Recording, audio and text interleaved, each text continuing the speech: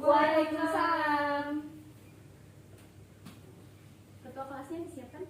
Sebelum kita memulai pembelajaran pada hari ini, kita berdoa terlebih dahulu. Berdoa mulai. Berdoa selesai, beri salam kepada ibu guru. Assalamualaikum warahmatullahi wabarakatuh. Waalaikumsalam warahmatullahi wabarakatuh. Gimana kabarnya? Alhamdulillah, luar biasa. Allahu Akbar. Semangat sekali ya pagi hari ini. Semangat, Bu. Ibu absen dulu ya. Ya, Bu. Cici Hadir, Bu. Fatika, Sudah, Bu. Anjali. Izin, Bu. Izin, Bu. Tadi dia ditelepon orang tuanya suruh pulang. Dewi. Hadir lah, Bu. Oke, jadi satu aja yang nggak masuk ya. Iya, Bu. Buka bukunya halaman 25. Hari ini tema materi kita yaitu membiasakan hidup sederhana.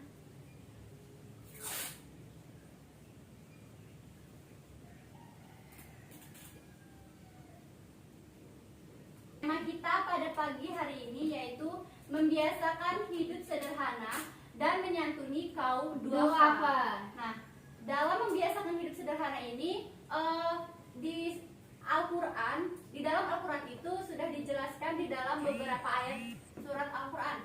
Di antaranya yaitu surat Al-Furqan ayat ke-57.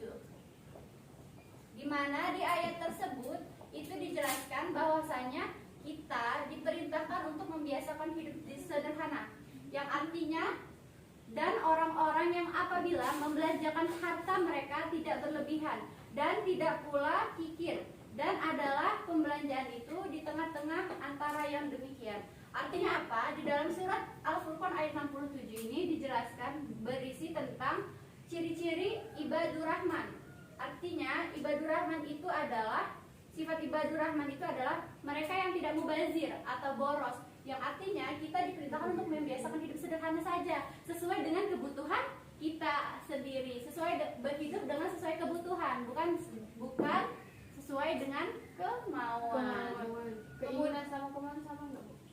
Keinginan sama kemauan sama, tapi lebih diutamakan dengan kebutuhan kita. Belum tentu apa yang kita inginkan itu sesuai dengan kebutuhan kita, tetapi apa yang kita kebutuhkan itu sudah pasti bakalan kita inginkan. Dan yang kedua, dalam membiasakan hidup sederhana ini itu juga tertuang di dalam surat Al-Isra ayat 26 sampai 27 dan ayat 29 sampai 30. Coba Cici bacakan surat Al-Isra ayat 26 sampai 27 dan 29 sampai 30 beserta isi kandungan ayat tersebut supaya teman-temannya bisa memahami. Pakai arti nggak, Bu? Tidak usah. A'udzu billahi minasyaitonir rajim. Bismillahirrahmanirrahim. Wa ati dzal qurba haqqahu wal miskina wa ibnis sabil wa la tubadzirina tabdzira innal mubadzirina kana ikhwanasy syayatin wa kana asy-syayatin li rabbih kafura. ولا تجعل يدك مغلولة إلى عنقك ولا تبسطها كل البسط فتقعد ملوما محسورا إن ربك يبسط الرزق لمن يشاء ويقدر إنه كان بعباده خبيرا بصيرا. Sadaqallahul azim. Coba jelaskan isi kandungan surat Al-Isra ayat 26 sampai 27. Jadi isi kandungan surat Al-Isra ayat 26 dan 27 yaitu Allah Subhanahu wa taala telah berfirman dan memerintahkan kepada kita semua sebagai umat Islam untuk memberikan atau menunaikan hak seperti berzakat, sedekah dan lain-lain kepada orang miskin, musafir, atau orang yang sedang dalam perjalanan. Dalam ayat ini berisi perintah untuk berbuat baik kepada kaum du'afa seperti orang-orang miskin, orang terlantar, dan juga orang yang dalam perjalanan. Hak yang lainnya yang harus ditunaikan adalah mempererat tali silaturahmi atau persaudaraan dan hubungan kasih sayang terhadap satu sama lain, saling bersilaturahmi, bersikap lemah lembut dan sopan santun. Selanjutnya Allah memberikan penegasan bahwa kita dilarang untuk menghambur-hamburkan harta yang kita miliki secara boros atau berlebihan. Sedangkan dalam ayat yang ke-27 Allah berfirman bahwa orang-orang yang berperilaku boros adalah saudara setan. Dan kandungan surat Al-Isra ayat 29 dan 30 yaitu Allah memerintahkan kepada hambanya agar bersikap ekonomis dalam kehidupan dan mencela sifat kikir, serta dalam waktu yang sama melarang sifat berlebih-lebihan. Di ayat 29 ini juga menegaskan bahwa anggapan orang-orang Yahudi bahwa tangan Allah terbelenggu itu salah. Maksudnya Allah bersifat kikir. Kenyataannya Allah Maha Tinggi lagi Maha Suci, Maha Mulia dan Maha Memberi. Dan yang terakhir yaitu di dalam ayat 30 Allah memberi penegasan bahwa Dialah yang memberi rizki dan menyempitkannya. Dia pula lah yang mengatur rezeki makhluknya menurut apa yang dikehendaki. Hal itu karena Dia Maha melihat lagi Maha mengetahui siapa yang berhak menjadi kaya dan siapa yang berhak menjadi miskin. Oke, terima kasih Cici atas penjelasannya. Ya, jadi benar banget ya. Benar sekali apa yang dijelaskan. Isi kandungan surah Al-Isra ayat 26 sampai 27 yaitu yang pertama itu kita diperintahkan untuk berzakat. Zakat kepada orang miskin, orang yang sedang musafir dan kaum duafa. Kemudian kita juga harus berbuat baik, berbuat kebaikan, kemudian menyantuni kaum duafa. Dan juga kita diperintahkan untuk mempererat tali silaturahmi agar supaya tali persaudaraan kita tetap tersambung dan terjaga dengan baik. Dan yang terakhir itu kita dilarang untuk mubazir atau menghambur-hamburkan harta atau uang kita karena sesuatu hal tersebut itu dan karena suatu boros itu merupakan saudara Setan. Dan kemudian Allah itu maha pemberi, ya jelas karena Allah itu maha pemberi, Allah maha kaya, Allah itu nggak pelit, Allah itu maha pemberi banget dan Allah itu Allah itu adalah yang maha pemberi rezeki dan yang menyempitkan rezeki juga. Itu adalah tergantung amal ibadah kita juga ya. Ya Bu. Selain di dalam surat Al-Furqan dan surat Al-Isra, Al-Quran juga untuk membiasakan hidup sederhana dan menyantuni kaum duafa. Al-Quran juga menjelaskan di dalam Quran surat Al-Qasas ayat 79 sampai 82. Kemudian di dalam surat Al-An'am ayat 1 sampai 7.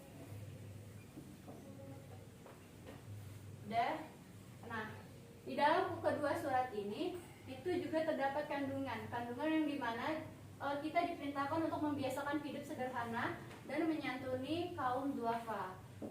Kemudian ini kan dari Al-Qur'annya ya, Al-Qur'an yang memerintahkan kita untuk membiasakan hidup sederhana dan menyantuni kaum duafa. Dan kemudian kita beralih ke hadis. Dan ternyata tidak hanya di Al-Qur'an saja, di hadis pun kita juga diperintahkan untuk membiasakan hidup sederhana dan menyantuni kaum duafa. Sebagaimana yang tertuang di dalam hadis riwayat Ibnu Majah dan Ahmad yang bunyinya, yang artinya Rasulullah SAW berjalan melewati saat yang sedang berwudu dan menegurnya, "Kenapa kamu boros memakai air?" Saat balik bertanya, "Apakah untuk wudu pun tidak boleh boros?" Kemudian beliau SAW menjawab, "Ya, tidak boleh boros meskipun kamu berwudu di sungai yang mengalir." Hadis riwayat Ibnu Majah dan Ahmad. Nah, bahwa dari hadis tersebut Rasulullah jelas melarang bahwa untuk bersikap boros ataupun mempunyai sifat boros meskipun kita berwudu di sungai. Artinya sungai yang bakalan mengalir terus menerus, yang tidak akan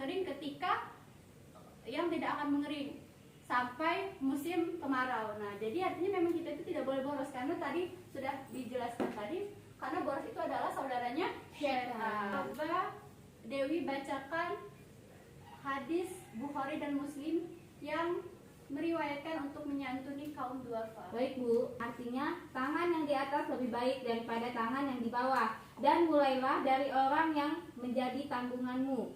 Dan sebaik-baik sedekah adalah yang dikeluarkan dari orang yang tidak membutuhkannya. Barang siapa menjaga kehormatan dirinya, maka Allah Subhanahu wa taala akan menjaganya. Dan barang siapa yang merasa cukup, maka Allah akan memberikan kecukupan kepadanya. Hadis riwayat Bukhari dan Muslim. Iya, terima kasih Dewi. Tadi ya penjelasan hadis untuk kita menyantuni kaum duafa yang diriwayatkan oleh Bukhari dan Muslim.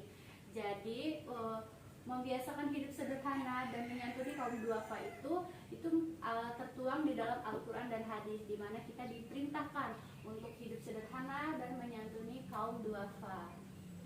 Buka halaman 26, baca materinya. Baca materi tentang membiasakan hidup sederhana dan menyantuni kaum duafa. Kemudian kalian analisis apa saja sih penerapan sikap hidup sederhana dan menyantuni kaum lemah atau kaum duafa. Ibu tinggal sebentar, nanti ibu balik lagi ke sini dan kalian sudah selesai semua. Ini pintu ya, Bu? Iya, ibu kasih waktu 10 menit. Baik, Bu. Ibu tinggal dulu ya. Iya, Bu. Waalaikumsalam. Gimana, udah pada selesai semua tugasnya? Belum, Udah, Bu. Bu. Dikit lagi saya tunggu ya. Ayo cepat, kita mau Sudah, Bu. pulang. Sudah semuanya? Sudah, oke. Di sini mungkin udah ada yang siap untuk mempresentasikan jawabannya tentang penerapan membiasakan hidup sederhana dan menyantuni kaum duafa. Ada yang siap? Belum, Bu. Dewi, Bu. Potika, siap? Oke, silakan. Presentasikan penerapan dalam membiasakan hidup sederhana dan menyantuni kaum duafa. Silakan maju ke depan biar teman-temannya lihat dan mendengarkan.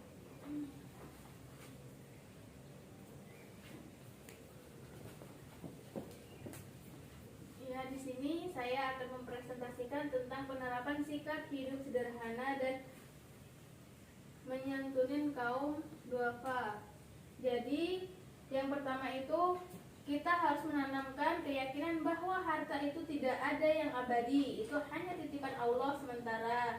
Nah, semua itu akan diminta pertanggungjawabannya dan kembali kepada Allah. Terus yang kedua itu kita juga harus menanamkan keyakinan bahwa harta hanya akan mendatangkan manfaat dan berkah jika digunakan sesuai dengan petunjuk Allah, dan jika tidak maka harta akan mendatangkan azab, bencana bagi pemiliknya. Jadi kita itu harus menanamkan keyakinan bahwa harta yang kita miliki itu harus bermanfaat. Terus kita juga harus menanamkan bahwasanya di dalam harta yang kita miliki terdapat hak orang lain, yaitu kaum yang lemah seperti fakir miskin, anak yatim, dan yang terlantar. Terus kita juga harus membiasakan bergaul dengan orang yang memiliki perilaku yang hidup sederhana agar kita dapat meneladani pada kemudian hari. Terus kita juga harus menghindari bergaul dengan orang yang suka hura-hura dan menghamburkan harta, sebab kita akan terbawa pada arus pergaulan tersebut. Nah, itu aja, Bu, dari Potika. Ya, silakan. Terima kasih Potika, silakan duduk kembali. Oke, jadi itu adalah penerapan yang bisa kita lakukan untuk membiasakan hidup sederhana dan menyantuni kaum duafa. Jadi memang kita benar sangat-sangat dianjurkan dalam membiasakan hidup sederhana, karena Rasulullah sendiri itu di hidupnya itu sederhana sekali ya. Si Potika atas jawabannya bagus sekali. Berhubung waktunya sudah habis ya. Bu, jadi ini dikumpulin aja ya? Oh iya, silahkan. Oh nanti Ibu ada tugas nanti saja dikumpulkan. Ibu ada tugas lagi, kan tadi surat Al-Furqan dan surat Al-Isra sudah ada ya isi kandungan ayatnya dan sudah dijelaskan oleh Ibu dan oleh Cici Nur Alis tadi. Untuk surat Al-Qasas dan surat Al-An'am itu tugasnya adalah kalian mencari isi kandungan apa saja yang terdapat di dalam surat Al-Qasas ayat 79 sampai 82 dan surat Al-An'am ayat 1 sampai 7. Isi kandungannya itu apa? Kumpulkan penerapan yang tadi ya, beserta tugas yang tadi. Baik Bu, Ibunya. Terima kasih atas waktunya. Semoga apa yang Ibu berikan bermanfaat untuk kalian. Tetap semangat, jaga kesehatan di masa pandemi seperti ini, dan semangat untuk puasanya. Ibu akhiri, mari kita tutup pelajaran hari ini dengan membaca lafaz hamdalah. Alhamdulillahirabbil alamin. Dan doa kifaratul majlis. Subhanakallahumma wa bihamdika asyhadu an la ilaha illa anta astaghfiruka wa atubu ilaik. Masya Allah, terima kasih. Ibu akhiri. Wallahu muwaffiqil aqwamit thoriq. Wassalamualaikum warahmatullahi wabarakatuh. Waalaikumsalam warahmatullahi wabarakatuh. Papan tulisnya dihapus ya yang dekat. Baik, Ibu, hati-hati Ibu di jalan.